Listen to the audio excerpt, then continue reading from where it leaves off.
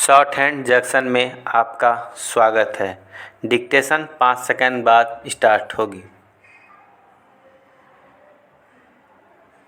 Ready start. केंद्रीय जांच bureau CBI के हीरक जयंती समारोह में प्रधानमंत्री नरेंद्र मोदी का लोक सेवकों के भ्रष्टाचार को खत्म करने का आह्वान यह संकेत था कि वह इस समस्या को हल्के में लेना नहीं चाहते।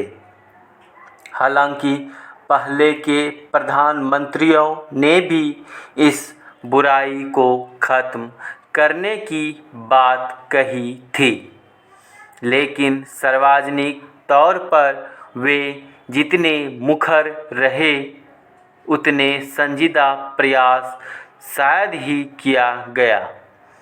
नतीजतन भ्रष्टाचार इतना व्यापक हो गया कि नेक इरादे लोगों तक पहुंचने के बजाय लोक सेवकों के भिन्न भिन्न स्तरों पर ही खत्म हो जाया करते हैं।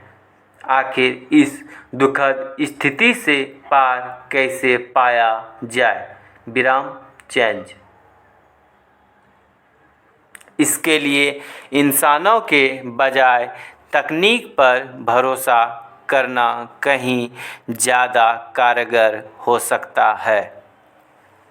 आयकर रिटर्न के साथ साथ पासपोर्ट और रेलवे आरक्षण जैसे क्षेत्रों में हमने देखा है कि कंप्यूटरीकृत प्रबंधन ने लगभग चमत्कार कर दिया है। सीबीआई को भी फेसलेस शिकायतों को प्रोत्साहित करना चाहिए, जिसमें शिकायतकर्ता की पहचान जाहिर नहीं होती, जो अभी तक संभव नहीं हो रहा। आज लोगों में यह डर बना रहता है कि भ्रष्टाचार को उजागर करने के गंभीर आरोप उनको भुगतने पड़ सकते हैं। सीबीआई को खुफिया तंत्र भी बहुत अच्छा नहीं है। नौकरशाहों के भ्रष्टाचार की जब तक अधिक जानकारी नहीं मिलेगी, सार्वजनिक जीवन को निष्पक्ष बनाने के प्रयास बहुत प्रभावी नहीं हो सकेंगे। यहाँ मैं उनकी जासूसी का समर्थन नहीं कर रहा, लेकिन संदिग्ध के बारे में जरूरी जानकारियों से जन सेवा के काम में मदद मिलती है। इस तरह आज भी कुछ विभागों में घूस का लेन देन जारी है।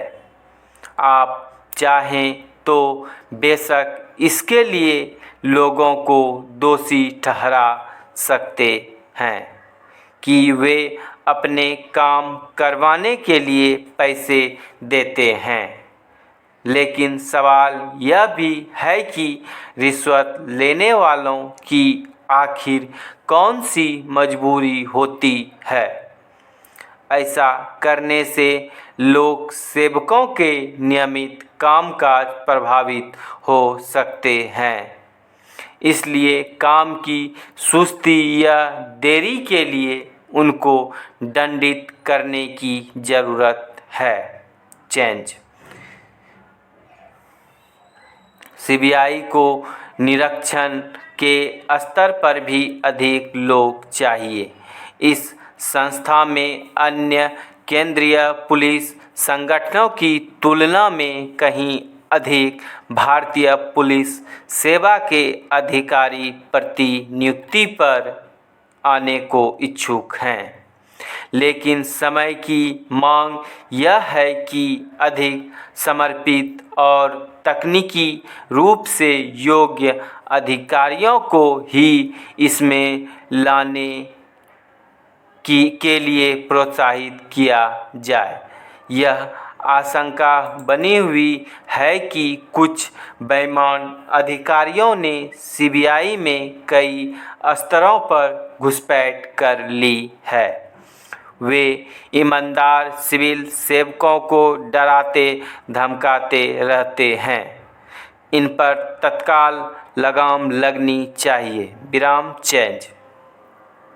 सीबीआई के कुछ अधिकारियों के आचरण पर लगातार नज़र रखने की ज़रूरत है, जिनके खिलाफ लिखित या मौखिक रूप से शिकायतें मिली हैं। उसकी निष्पक्षता की पुख्ता जांच होनी चाहिए, बिना किसी डर या पक्षपात के। भ्रष्ट अधिकारियों के खिलाफ कड़ी कार्रवाई होनी चाहिए।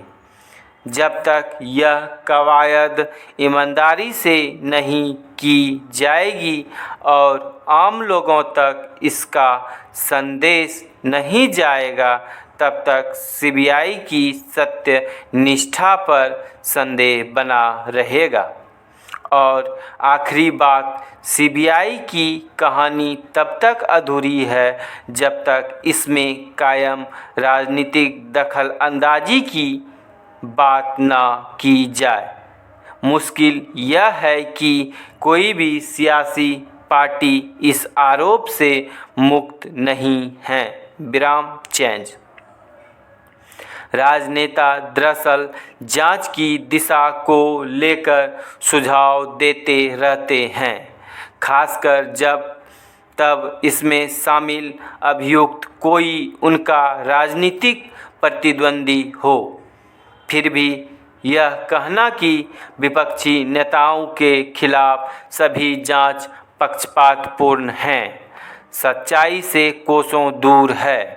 सीबीआई जांच की कुछ प्रक्रियाओं में सेंध लगाना नामुमकिन है और कोई भी अधिकारी अपना करियर दांव पर नहीं लगाना चाहेगा।